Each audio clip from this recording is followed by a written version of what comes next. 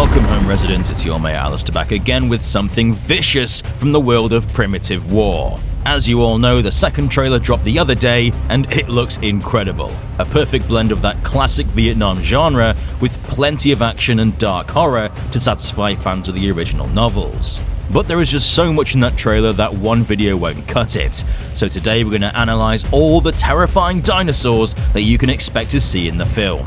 Some of which you might have missed in that fast-paced trailer. But there's also a pretty big issue that has fans freaking out online. And it changes everything that fans of the original books were anticipating. So let's break it all down. Welcome to Dangerville. First, Godzilla says subscribe because we have tons of dinosaur and kaiju content coming. Yes, including the 70% of you that aren't, because come on guys. So we'll go through the trailer in chronological order. Whatever's shown first, we'll talk about. But be sure to stick to the end where we analyze probably your favorite dinosaur. First off, in the back, we see the haunting silhouette of some kind of raptor. Now, based on the shape, this can be none other than Utah Raptor. Later in the trailer, we see two of the soldiers taking a closer look at one of the feathers, and this thing is massive. Arguably the most recognizable dinosaur in primitive war is Cyclops, called that because of the knife in one of his eyes, who is a Utah Raptor, and the main villain that stalks them throughout the film. Utah Raptors are huge and terrifying and make even the Jurassic Park Raptors look tiny by comparison. Stalking in the dead of night, these terrors will no doubt cast a looming nightmare over the leads of the film.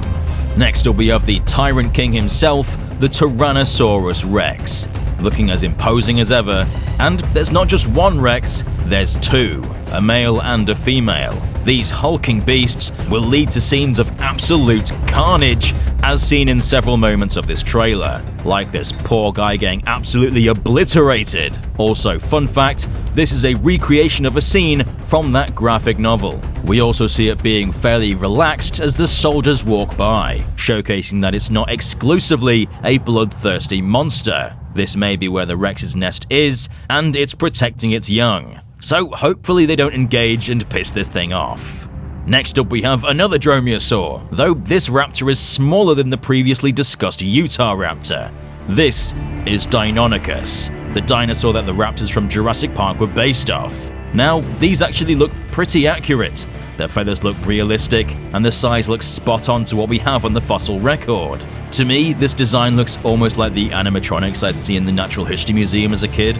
But while they're smaller than Utah Raptor, they're no less of a threat, and will overwhelm their prey in large numbers and tear into their flesh with their sharp talons. But despite primitive war being stock full of deadly creatures, there are some gentle giants as well, like Apatosaurus, this long-necked sauropod from the late Jurassic.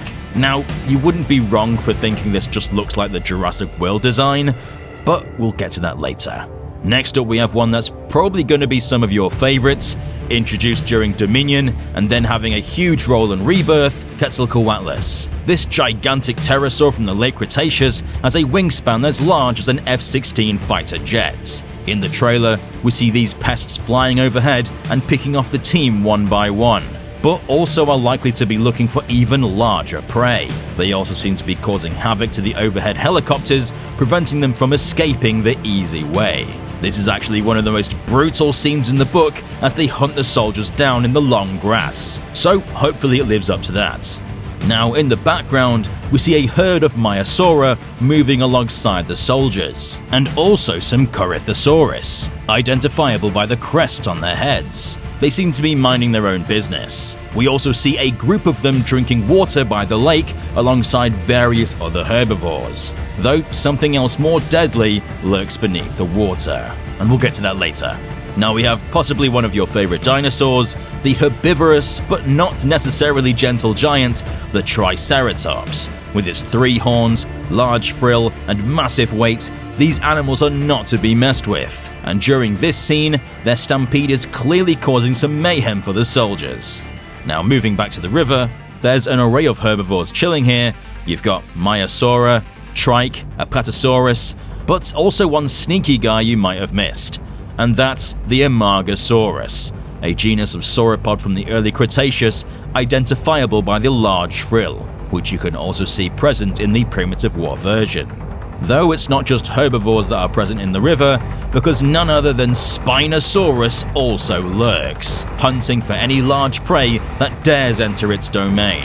And here you get a good full look at them, and wow, they actually look pretty great. Clearly a lot of crocodilian inspiration, but also surprisingly realistic, with its shorter back legs, rectangular sail, and large paddle tail. These creatures are perfectly evolved to patrol the waters and take down anything unfortunate enough to end up in its territory. And who knows, maybe we'll finally get a T-Rex vs Spinosaurus rematch. Probably not, but that would be cool. Interestingly, in the book, Spinosaurus was originally Caprisuchus and galloped after the team in one of the scariest moments in the book. But it's been changed in the film to give Spinosaurus the spotlight. I like Spino, but there's a world we could have had both. But you know, it's budget and all that. Now, the trailer is stock full of dinosaurs, and showcased is what's definitely confirmed. But there are tons of dinosaurs and prehistoric creatures that feature in the books that may or may not appear. This includes Microraptor, Stigmaloch, Eutyrannus, Cryolophosaurus, Therizinosaurus, Parasaurolophus, Ankylosaurus, Carnotaurus, Gallimimus, Pachycephalosaurus, Pachyrhinosaurus, Psittacosaurus, Sinornithosaurus, Carcharodontosaurus, Giraffatitan, and Suchomimus. These animals appear in the Primitive War book, however there's no direct confirmation based on the trailer that they will appear, but it's very likely we'll at least see some of these in the film. Now, as I said earlier, there is something that fans have been taking issue with, and that's the designs don't quite live up to the graphic novels and concept art. You see how vibrant the dinosaurs are here? They're unique, sport beautiful plumage, but yet also look simultaneously terrifying.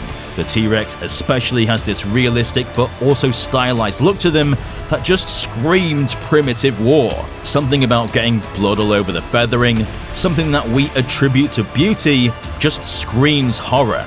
But the one in the film is just straight up the Jurassic Park Tyrannosaurus.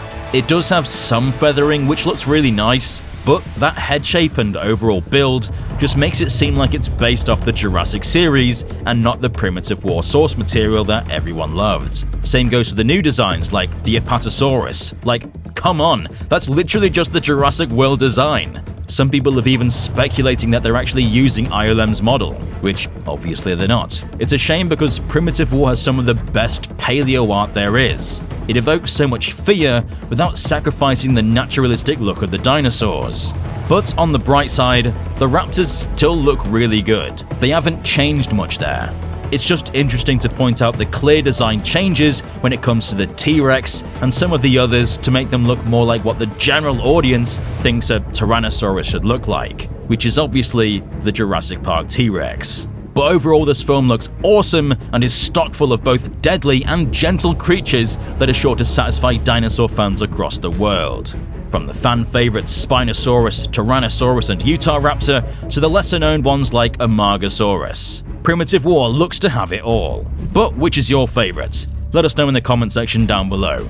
Give us a like if you want more Primitive War content, and be sure to subscribe and chomp the notification button to become a resident of Dangerville today. I've been Alistair, and we'll see you residents in the next one.